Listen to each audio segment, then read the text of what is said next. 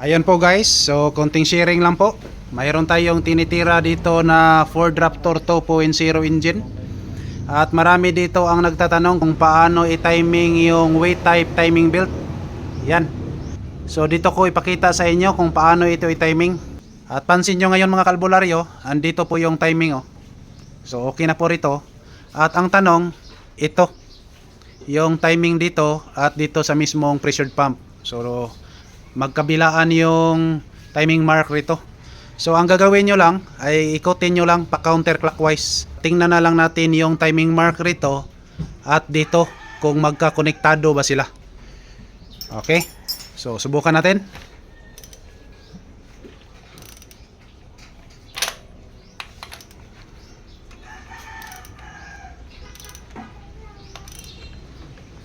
Ayan o. So pansin nyo ngayon mga kalbularyo ay nagkakonek yung dalawang timing mark rito. Alright, so ganyan lang po. Ganito lang po kasimple pag mag-timing po tayo ng weight type timing belt Ford Raptor 2.0 engine. Okay, maraming salamat.